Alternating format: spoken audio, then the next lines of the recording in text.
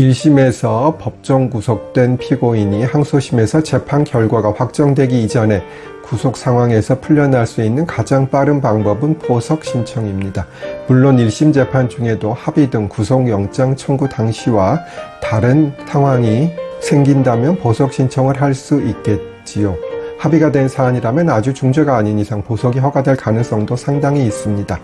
보석이란 피고인이 신청에 의하여 재판부에서 보석 심리를 통해 보증금 납부나 주거지 제한 등을 조건으로 구속 집행을 정지하고 피고인을 석방하는 절차를 말합니다. 사실 우리 형사소송법은 원칙적으로 필요적 보석으로 당사자로부터 보석 청구가 있을 때에는 재판부에서는 그 보석을 제외할 특별한 사유가 없다면 보석을 허가해 주어야 한다는 것입니다. 보석은 한자로는 보석이라 쓰고 보석, 즉 주얼이 아니라는 점은 당연히 아시겠지요. 전의 쇼츠에서 이어집니다. 지난번에 말씀드린 대로 보석은 원칙적으로 허용되어야 한다고 법에는 규정하고 있습니다. 그 예외 사유로 규정하고 있는 것은 피고인이 사형, 무기 또는 장기 10년 이상의 징역에 해당하는 죄를 범한 때나 누범이나 상습범인 경우 증거인멸할 가능성이 있다고 볼 충분한 이유가 있는데 피고인이 도주 우려가 있거나 주거가 불분명한 때입니다.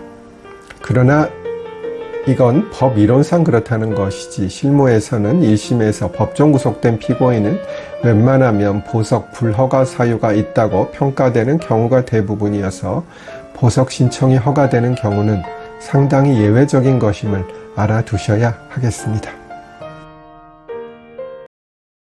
전의 쇼츠에서 이어집니다. 따라서 보석 신청이 받아들여질 것으로 기대했다가는 실망이 클 수도 있고요. 보석 심리 자체도 빠른 재판일을 지정해 별도로 하기보다는 본래 정해져 있는 항소심 심리기일에 같이 진행하는 경우도 많아서 그 허브 결정도 상당히 늦을 경우도 있습니다.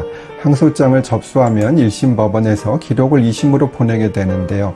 항소심 재판부가 결정되는 것만 해도 꽤 시간이 소요되기도 합니다. 그리고 보석 신청을 내더라도 검사의 의견을 들어야 하는 등 시간이 적지 않게 소요되기도 합니다. 무엇보다도 구치소에 있는 피고인에게 하루가 여삼추인 것이지 판사에게는 빨리 결정을 해야 할 이유가 없는 것이지요. 그리고 보석 보증금도 현금으로 내는 것이 아니라 보통은 보석 보증 보험으로 대체할 수 있으니 금전적으로 그리 큰 비용이 들지는 않습니다.